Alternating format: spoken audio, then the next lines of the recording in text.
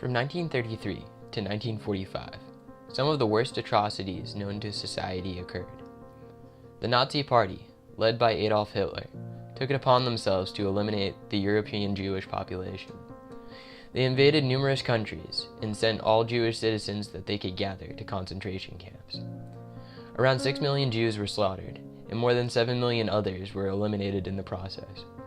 Word eventually spread across the globe that these acts were occurring, prompting several nations to act accordingly. With their countries no longer safe, many Jews attempted to seek asylum elsewhere. Many nations refused to get involved, while others sought to protect the refugees.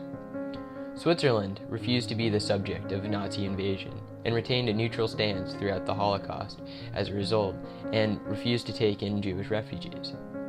The United States wasn't fully aware of the situation in Europe, and in the wake of Great Depression and stricter immigration quotas, they had no choice but to turn away the refugees as well. Britain had similarly limiting quotas, and like the US, refused to protect the Jews. However, other nations decided to step up and offer protection to these people in their time of need, and began to openly oppose the atrocities committed by the Nazis. The Netherlands, for example, held a strike against the anti-Jewish movement. While unfortunately short-lived, this was the first case in which a nation openly opposed the Nazi regime. Japan was more successful and made the anti-Jewish movement illegal within its borders in occupied China. The foreign minister at the time told the Army and Navy to accept Jewish refugees by granting 2,000 visas and saved 6,000 from Lithuania. Sweden granted asylum to 10,000 refugees coming from Denmark and Norway. In addition to this, once the camps were closed, Sweden offered medical aid to the survivors as well.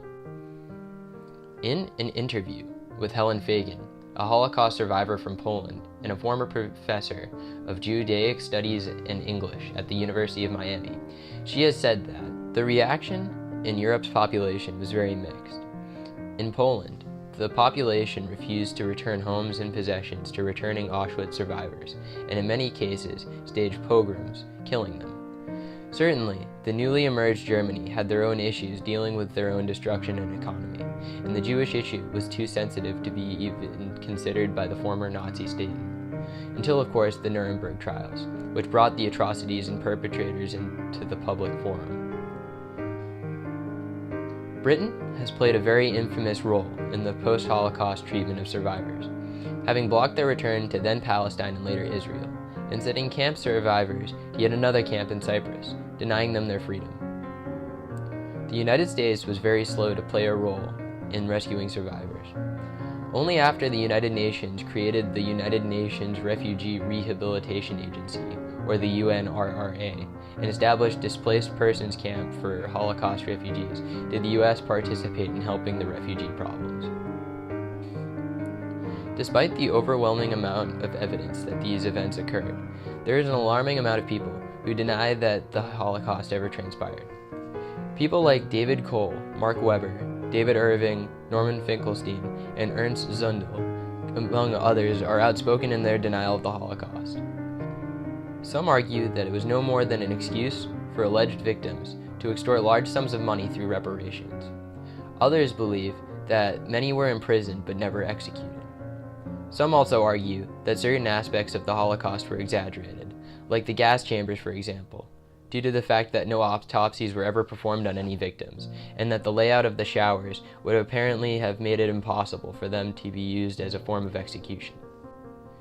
In an interview, Mark Weber said that, "Don't for a minute think that indoctrinating wide-eyed school children with the lies and slanders against Germans, Slavs, Catholics, Christians, Europeans, and whites in general isn't a primary purpose of the Holocaust mongers. The Holocaust is a religion. Its underpinnings in the realm of historical fact are non-existent. No Hitler order, no plan, no budget, no gas chambers, no autopsies of gas victims, no bones, no ashes, no skulls, no nothing. Secondly, it's a religion for losers. Suffice it to say that the rise of religions such as this generally coincides with the decline and fall of nations which tolerate them." These claims are quite disputable, and are often open to considerable opposition and anger. However, it is somewhat noteworthy to know that this kind of disbelief exists, and that some people wholeheartedly believe this to be true.